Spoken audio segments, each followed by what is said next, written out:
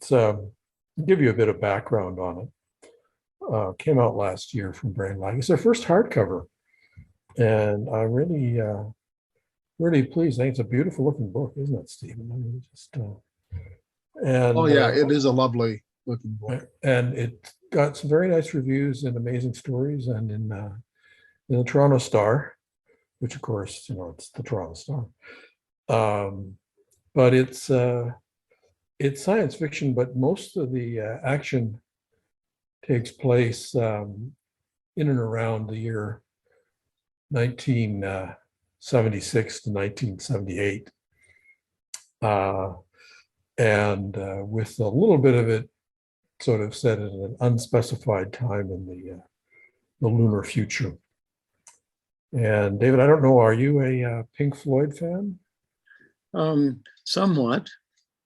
I Would think you? that The Dark Side of the Moon is one of the best things they ever did. Oh God, yes. The action of the story starts at an small Albertan university town, in a university radio station, FM radio station, which mysterious things start happening to people and being done in the town. And there's a large corporation called Progressive Apparatus, which has a large facility and does various things. But they keep noticing that when the story starts, it's the usual sort of university radio station.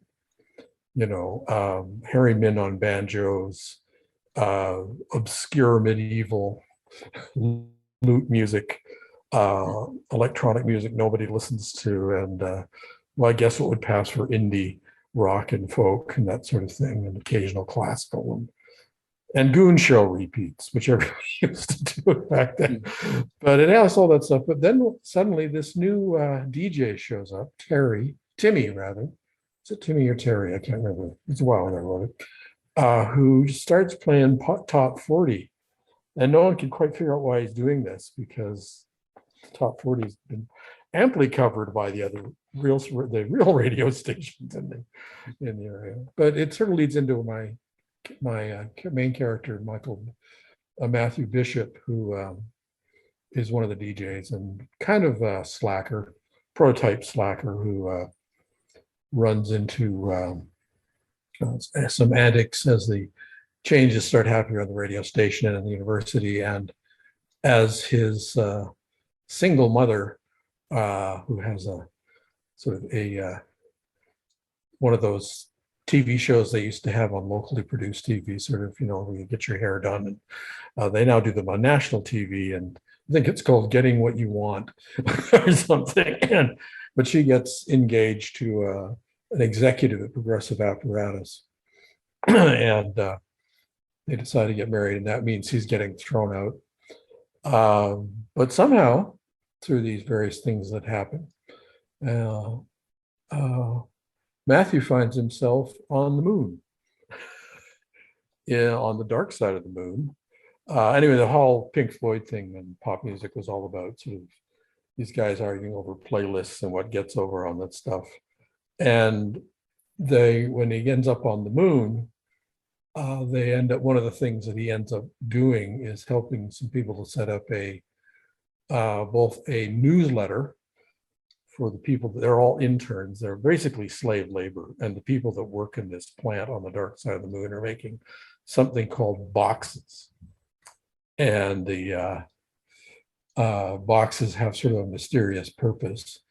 But it's life. A lot of this came from my own experience working at a telephone factory as a student in Southern Alberta.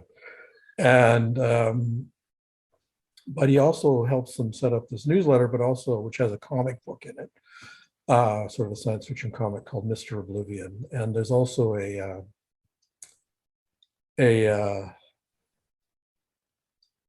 radio station he helped set up, sort of an in-house radio station, and they're always getting pirate tapes and stuff up from the on cassettes and things up from the States. And they also have a film society which they take over to increase morale. The main reason is that he's given this health and safety officer job, and he convinces the people that run the place that if he improves morale, they'll get more efficiency on the assembly lines. And there's a very hard deadline that they have to meet for a mysterious reason. And so they allow him to do this. And they keep trying to book Star Wars because they keep hearing that it's a really good movie from rumors coming up from Earthside, but they don't know anything about it. And so, anyway, so there's a lot of science fiction pop culture in references. What I'm going to do is go into I'm going to go into the second book where Matthew finds himself on the moon. The first book is called Invasion of the Capecoids, which it's a reference to Carl Capek. Oh, wait a minute, that's the wrong file, sorry. I'll just find the right file. The second book is called Factory Romance, which is a reference to the story. Here we are. Sorry about that. This won't take a moment, David. And I'll read you from the second book, Factory Romance, for a little while.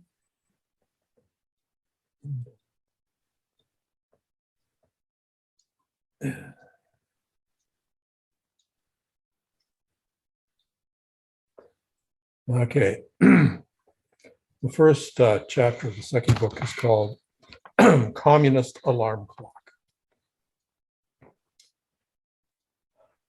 500 hours. Tick, tick, tick. Ring. The gears on the clock were louder than the alarm. Thud. I hit the stupid thing with the palm of my hand, just like every morning for the last 6 months. This was not always an act of anger. Sometimes you just had to apply a lot of force to turn off the alarm. As usual, the clock hit the concrete floor. It sounded like a brick was bouncing off the bottom of a cave. No damage. My timekeeping device was loud, solid, and essentially indestructible. Stupid communist alarm clock. At least I assumed that it was a communist alarm clock. The words "Made in Romania" were stamped on the back in big, ugly block letters. My geography was pretty spotty. But the last time I looked, Romania was one of those countries that was seriously hooked up with the USSR. Eugene is a friend of his Earthside, who is a very serious communist and a student. Eugene would be so disappointed with my uneven awareness of the scope of world socialism. But Eugene and Rob is a stoner friend, and the Jag was this mysterious girl whose father worked for Progressive Apparatus. But Eugene and Rob and the Jag might be dead anyway, so it could be that he was beyond worrying about such ideological disappointments. Unless Eugene was in heaven looking down on me, which would have really offended his atheistic political sensibilities. Tick, tick. However, life goes on for some of us, unfortunately, which brought to mind the questions that I often had first thing in the morning. Was I now working for communists? Or maybe I was working for capitalists who knew where to buy really cheap timekeeping instruments, i.e. from communists. Was there any difference between them really, and was it even worth worrying about? I rolled off my sleeping slab and walked over to the sink. The floor was ice cold. Typical. I caught myself before I continued with the internal complaints. Objectively, I seemed to be on some kind of privilege list. I had my own sink, which meant that I could wash my face in private. Perhaps management just thought I was really funny looking and people shouldn't have to put up with that unpleasantness as part of their morning routine. Regardless, Winston Smith and I had the same interior decorator. Obviously, I probably was kind of funny looking now. My boyish features had never fully recovered from my first encounter with high gravity when the barge launched. 600 hours. Next step, find a bicycle. If you dress and eat fast, you can sometimes score one of the functional ones. If you don't, you're going to have to be late for your shift because you're going to be walking into the assembly complex. And if you don't want to be late for your shift, they will dock 500 calories off your lunch allocation. It also means that you have to work into the next shift, And that means you weren't going to get back until after the evening meal. And that meant you were going to be down another 800 calories at least. There was some kind of Darwinian selection going on. The less often you got a bicycle, the more often you had to work, the more you had to work, and the more likely you were going to be mired and weak, and the more likely you're going to miss out on getting a hold of a bicycle the next day. Plus, accelerating malnutrition. Manager probably could have dealt with this by putting out more bicycles or upping the maintenance schedule on the bikes we did have, but I suspected that chronic bicycle shortage was a way of solving another level of problem.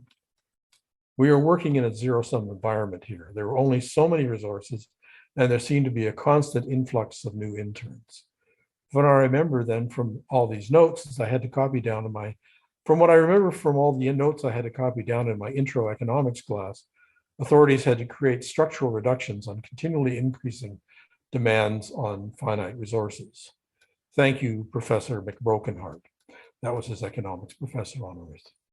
And the whole story about that is another thing. Like most mornings, I managed to get out there pretty quickly and get my hands on a bike.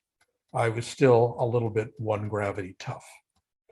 As with many winners in competitions, I had prior advantages over the losers. I showed up at the plant with a few extra pounds of energy in the reserves, i.e. fat. And even though I wasn't hugely into sports or exercise, I used to get a lot of walking down around Blinn, so I was at least a little bit stronger than some of the other interns. Riding the bicycle towards the assembly quad was not exactly an inspiring experience. There are almost no distinguishing features along the giant concrete tunnel, just some lane markings on the asphalt road and row after row of fluorescent light fixtures overhead with tangles of gray pipes and gas meters bolted onto the walls. There weren't many signs to tell you how much further you had to go before you got to the lines. You and about a million other people just pedaled, and you got to the assembly when you got there, hopefully before your shift started. All things contributed to making the daily commute such a grim business. The sounds of hundreds and hundreds of bicycle chains being pushed through these gears and the thousands plus of us huffing and puffing as we tried to make the best possible time or else. There was a big rubber seal on the tunnel wall. It had a diameter of about 30 feet, and I estimated that it was located about 3/4 of the way onto assembly. I remember feeling a tiny pang of relief and joy as I cycled past it. Only another, brackets estimated, unbrackets, 5 miles to go. One time, about 2 months after I arrived, some really big guy with excess lung power started to sing while he was pedaling. He was totally out of tune, but he sang very simple and cheerful songs. They could have been nursery rhymes in a language that I didn't understand. The next day, a few more people started singing. The next day, even more. Some of the singers probably had no idea what the words they were singing, but they seemed to enjoy it anyway. The rides into work were getting a bit more fun. Then one day, our lead singer and some of his more talented friends just weren't there anymore. It seemed that management did not approve of musical bike rides. No distractions. Just get to work. And work some more. 0700. Your shift card was something you definitely did not want to forget to bring to the lines at the main assembly quad. I've been told that by today's standard, a shift card was laughably crude. Back then, it was a very exotic techno presence indeed. It was made of hard plastic, a little bigger and a little thicker than your average Chargex card. Remember, these are the 70s. And it was all one color, yellow for males, orange for females. If anyone in management thought you might be gay, then your shift card was colored dead. So I suppose they figured homosexuals didn't work hard enough, or maybe management simply didn't have a category for queer people. Regardless of the shade, every card was liberally perforated with small rectangular holes, like those old-fashioned computer punch cards. No, they weren't like those old-fashioned computer punch cards. They were those old-fashioned computer punch cards. Each shift card had a piece of string attached to it so you could wear it like a necklace while you were riding. After you parked your bike, you could hand the card to the shift administrator, who would insert it into the logistics clock, and then you tell you your day's designation. Materials handler. I nodded when I heard this. Even if I could have, I could not have complained. It was pretty hard work, but it meant that you got to move around at least 6 different production zones inside the plant, and that was a lot more interesting than just working at one station on the lines. Plus, it wasn't as disgusting as doing waste disposal or nutrition, which were really just different aspects of the same bioindustrial process. It was also kind of a compliment. Not everybody got to handle materials. You had to be at least part of the upper 50% aptitude scale for interns, which meant that I hadn't sustained serious brain damage yet. Great. At this point, the shift administrator had said something that he or she was going to say to me that day, unless I really screwed something up. And now that I knew my assignment, I could dial in the 5-number job code on the big clock and get my task specs. Report to in bay 3, use loader B12 to deliver stock seals to install on lines. I'm completely serious here. The logistics clock sounded just like those computers from 1960s Irwin Allen TV shows. Even at the time, I thought this was tremendously hokey. However, the fact that I didn't approve of the plant's production values was irrelevant. Corny or not, this was the reality here. Let me restate, I'm not complaining here. The loaders could be fun to work. They're electronically powered forklifts with very cool hand manipulators mounted on a big dial at the front of the wheel of the vehicle. They also had these wide padded tires with self-adjusting pressure. These things go like robo-bats out of asphalt hell, and they're almost impossible to tip, no matter how hard you were no matter how much you were carrying and how moronically you were driving them. Pretty entertaining sometimes, and much better designed than what you usually found around here. The seals we had in stock were fairly lightweight and packed in crates that were easy to lift and unload onto the assembly line bins. That meant that I'd be able to make 7, maybe 8 runs between the in-bay and the lines, which meant that I'd be able to keep my quotas up. And best of all, I'd get to see Angie 7, maybe 8 times before lunch. Not that I could actually talk to her, but we could wave at each other, and that was nice. And if I was really lucky, the clock would keep me working loaders during the afternoon shift. If I was less lucky, I'd get moved over to run the stackers in one of the outbays. They had crappy heating in the outbays, and the seals were prone to leaks, so you might have to wear a breather for hours on end.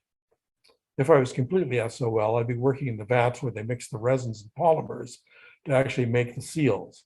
It was a lot hotter than the outbays where the smells were so bad that they threatened to melt your sinuses. If there were any leaks in the vats, they could also melt all of you. Let the afternoon take care of itself. I was going to have a morning looking at Angie, and if it all went well, we'd sit next to each other at food break. 1,205 hours. Hey, fuckwad. Angie dropped her tray down on the counter. The soy paste slices and yeast cake cubes bounced slightly. It's lovely to see you too, dear. Angie planted herself on the seat across from me. Stop staring at my tits. She was right about that. I definitely was taking her in. But you have such lovely breasts, darling. My girlfriend shook her head. You are such an asshole. Asshole was another one of her terms of affection. But I still like your freckles the best. Maybe that wasn't completely true, but I did like her freckles a lot. Angie's fair complexion was her main source of vulnerability. She could never hide it when she was blushing. Strangely enough, I seemed to be the only person who could make her blush. She was blushing just then, fortunately also smiling. You have a good shift, jerkwad? I smiled back at her while I felt the gentle pressure of her foot on mine. You know me and the loaders, zip, zip, zoom. Nice sound effects, moron. How was your shift? Fucking awful, except for the usual distractions. It was nice of Angie to mention my drive-by visits, but from her tone, I knew that this was not just a joke fucking or a horny fucking. It was also a sure I've got a problem fucking. What's up? I asked through a mouthful of cubed soybean extract. Angie seemed to find small lapses in manners reassuring. I think she believed it meant I was being open and honest with her. And talking with my mouth full was easier than managing to fart on cue. Goddamn drivers aren't working right. Angie used her plastic fork-like object to convert her small soybean extract slices into smaller soybean extract strips. The drivers? I didn't like hearing that. Drivers were a big deal. They were the air-powered screwdrivers the interns used on the lines to fasten on the different box components: bolts, seals, plates, switches, wires, etc. Drivers were probably the buggiest equipment piece of equipment in the entire plant. Management would never admit that there were any problems with the drivers, so they weren't going to tell us why they kept breaking down anytime soon. And since there was no official problem, then management wasn't going to tell us how to solve it. However, the fucking things, to quote Angie, were breaking down all the time, which meant that the line stopped, everyone got jammed up, and all of us fell behind in our quota, which also was both inconvenient and dangerous. Anybody get hurt? I didn't want to ask that question, but worker industrial etiquette required that I ask it anyway. Angie nodded and put some mini cubes in her mouth. Pat got her face bruised and her hand cut. Shit. Just a couple of stitches. Angie swallowed her cubes. Bummer though, she must be behind on quota. Angie nodded. She always tried to look like she didn't care, but I could tell that she was sad. Some of us used to theorize why the drivers were such a hideous piece of dysfunctional technology. One of the smarter people in my resident block, I think he was a pre-engineering student who flunked out in second year, which really must have pissed off his family, had the best hypothesis. He believed that the lines in the plant life support systems were competing for air. We had a big run on the lines, say we got a huge new order for boxes. It would mean that more gas was being pumped through more drivers for longer periods of time. It also meant that more interns were working and servicing the lines, and all the time inhaling more O2 and exhaling more CO2. It seemed logical that all this human and mechanical activity would put a strain on the plant infrastructure. So it was like the lines and the life support were in a tug of war. For a few hours, one system would have all the air, while the other one sucked vacuum. Then things would switch around. The ratio would never get so bad that we all pass out, or, forbid, the lines might stop. The truly dangerous point was when there was a sudden surge and the lines grabbed more than their fair share of air. My neighbor figured that an extra 30% of compressed air got blasted through the hoses that powered the drivers, and these hoses were much more likely to pop off the end of a driver. Then the hoses would whip around at a speed that looked like about 30,000 miles an hour. The intern who was holding the driver would get beat up or cut up pretty bad by a runaway hose. A hose usually popped off 2, maybe 3 times a week. Usually the intern was able to get out of the way before he or she got hurt. Usually. Are you going to be okay? Another thing about Angie's complexion that I could usually tell when she's about to cry. Not that she'd ever do that anywhere near the lines. I could just tell that she really wanted to. I really hated the fact that Angie was permanently stationed on the lines. Unfortunately, she had excellent visual discrimination and fine motor skills. Born to drill and drive, one of her line captains once said. Shut the fuck up, fuckwad. Those are upset fucks, so I decided to be quiet for a while. Angie put her other foot on mine so I would know that she wasn't angry with me. 14-20 hours. My shift captain put me on scrubbers for the afternoon. Not as much fun as loaders, but at least I wasn't surrounded by molten plastic for the rest of the shift. Well, not directly anyway. The scrubbers were those little wheeled, remote-controlled robots designed to clean out all the ventilation and feeder shafts. Dust and rust and polymer goo would collect in there, and the scrubbers were supposed to roll up and down the shafts and scrape all that crap out of there. In theory, this was light duty because the training manuals claimed that all you had to do was stand next to the opening to the shaft, look at the TV signal on a little TV screen, and use the remote controls to steer the scrubber as it went down into the shaft. Like many theories, the scenario failed the reality test on a fairly regular basis. Not only were the scrubbers designed to deal with crap, they were also happened to be crap. Stupid things broke down almost as often as the drivers, in which case your mission, and you absolutely had to accept it, was to get in there, crawl down to clean off the scrubber, and fix the goddamn thing. Since most of the interns, me included, only had the most rudimentary technical knowledge, 9.5 times out of 10, once we located the scrubber, there was no way we could repair it. This took you to the next paragraph in your job description, which is to haul the scrubber out and clean the shaft manually. i.e. on your hands and knees with a chisel, a sponge, and a scouring pad. Pardon me. This process was very uncomfortable, very messy, and very time-consuming.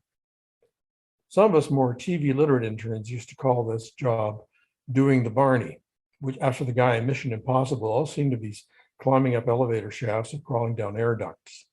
I wonder if Barney suffered as much as we did. Bishop! The shift sub-manager was screaming down the shaft at me. What? Then I started coughing. No wonder my scrubber had fritzed out. There was a motherfucking dune of resin down in there. Matthew Bishop, intern number 0802701. Wow, this guy was screaming. Get your shit lazy ass out here. I'm coming. I channeled the spirit of Plastic Man and somehow managed to turn myself around and pull my pathetic aching body out into the fluorescent light. Hurry up, asshole. The shift manager today was Rogers. Actually, one of the nicer, i.e. less crazy and abusive ones. Don't you think I have better things to do with my time than chase after lowlifes like you? I don't know. I tilted my head and pulled a thin skin of plastic and grime out of my brush cut. I didn't see your schedule on the logistics clock. Rogers looked like he would have greatly enjoyed jamming his finger into one of my eye sockets. I wasn't too worried. We interns are classified as plant management, and the rules clearly state that no one, not even a management toady, is permitted to damage or destroy equipment. If any gear, manager, or transistor or human organism needs to be retired, senior management has formal procedures for that. Nobody knew what that was, but we were all sure there was one. Rogers fumbled for something in his jacket pocket. Congratulations, dickhead. Hey, don't get too friendly, bud. I could say that because the rules also say that equipment can have sex with other equipment. Management cannot have sex with or otherwise be excessively familiar with equipment. Rogers slapped a palm-sized sticker on the chest of my union suit. It was a big red cross with electrons orbiting it. What's this? You're the new health and safety volunteer. No way. Richardson's HSV. Rogers shook his head. He got promoted. It was just crazy talk. Nobody gets promoted around here. The shift manager folded his arms. Richard got promoted out of here. Usually it was not a good thing when someone was suddenly not here out of the plant. Remember that rumored formal procedure? But I said, I knew fuck all about safety procedures except the odd PSA we get on the big screens on, like, don't set fire to your hair near the open buckets of gasoline. But what if I don't want to be HSV? You get 20 extra quota points for taking on the assignment. Roger shrugged, a sinister gesture if I ever saw one. You get minus 2,000 points if you refuse. Minus 2,000? Cripes. If I lost that many points, they'd have me swimming around in the polymer pools for the rest of my life, which, depending on the chemical composition of our resins, would be about 3 days. I looked at Rogers for a moment. His expression suggested he wouldn't mind if I turned down this gig. Well, I said, guess I'm the new health and safety volunteer. My math skills were basic, but equal to the challenge posed by this situation. Attaboy, asshole. Rogers slapped me just a little too hard on my left shoulder. Then he handed me a dark plastic brick about the thickness of a large print edition of the Brothers Karamazov. This is your orientation video. Where am I going to watch this? Us interns don't have access to exotic equipment. Us interns didn't have access to exotic technology like VCRs. Report to the training center right after shift. Fucking great. I was getting homework. Yeah, I'll do one last section. Then we can have questions. 1830 hours. The honor of being the new health and safety volunteer was already proving to be a major pisser. First, and rather important to me, was the fact that I wasn't going to make it back to the cafeteria in time for supper. As far as food was concerned, I was SOL until 0600 tomorrow. Apparently, the joy of being able to serve the greater and more efficient operations of the plant would ward off my feelings of hunger or symptoms of low blood sugar. Step one in conversion into the professional paradigm that would allow me to function as a successful and effective HSV. Second, I had to forego one of the few entertainment experiences available here. I was going to miss television night. Worse yet, it was actually something I wanted to see. Usually the content of television night were recycled ABC movies of the week with the odd segment of Walt Disney's Wonderful World of Color or episodes of The Walton and the FBI thrown in. One night they actually showed a Clint Eastwood Western, and the excitement in the common area just about blew the seals off the airlocks. The notice pinned on the cafeteria bulletin board said that tonight's feature was a made-for-TV adaptation of a Theodore Sturgeon novel called Killdozer. I'd read that story way back in the days when I had access to books, and what's more, I liked it. Even if the movie was a piece of cheap, low-budget shit, I really wanted to see it. I was also curious to see how my fellow enrollees would react to essentially what was an industrial horror story. Angie might have some choice words. Last, and maybe worst of all, I was going to be stuck in the training center and not spending time with Angie. TV nights were always a good opportunity to sit next to each other and hold hands. That was okay if you kept to the back of the room. Stupid training video. Not the right kind of television. Although as I watched it, I did discover that the program had a certain entertainment value. The producers gave their workplace scare scenarios a Q&A format. Question: what do you do if there is a resin spill in the plate fabrication facility? Answer: immediately seal the processing chamber. Do not attempt to evacuate the interns. Promptly summon new interns to the auxiliary workstations to maintain output quotas. Do not forget to position and activate chamber cameras to make a full video record of all damaged and retired equipment. Question: what do you do if an intern is directly exposed to sealed polymers? Answer: push the exposed intern to the floor. Remove bandages from the first aid kit and gag the intern. Administer 10 cc's of extract B using a manual syringe into the intern's stomach. Direct the replacement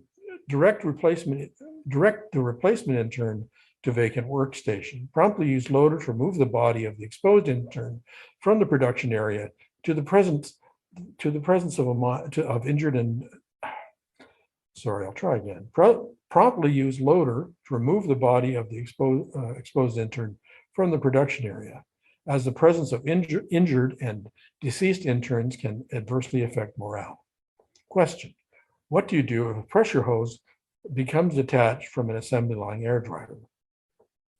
Aha! So they do admit that there are problems, those fuckers.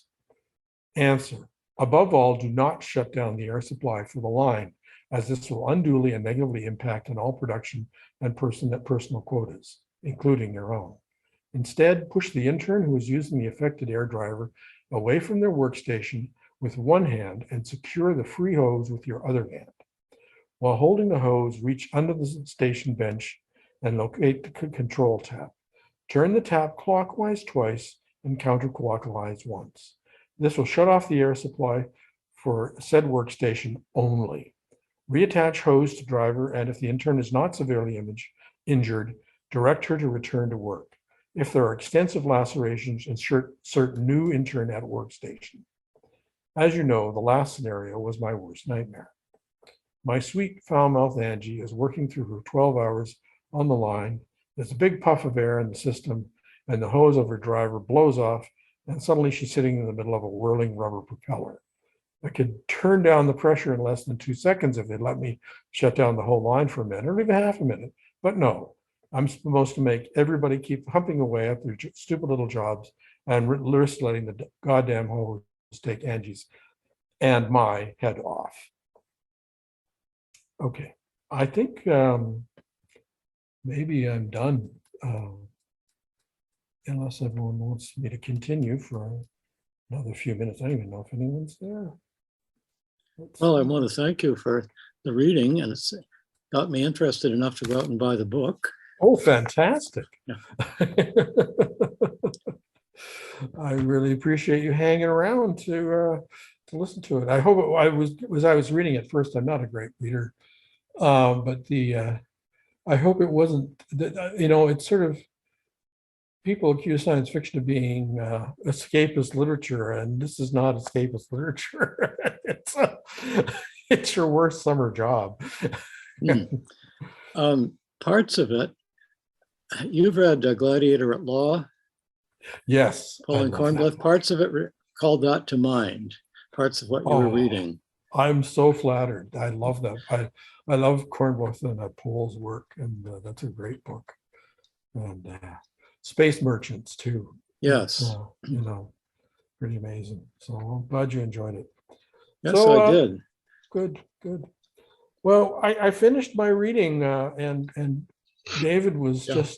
just been saying nice things I about caught about half of it, and I've worked there. I think we all have. Yeah. The place that inspired a lot of it was the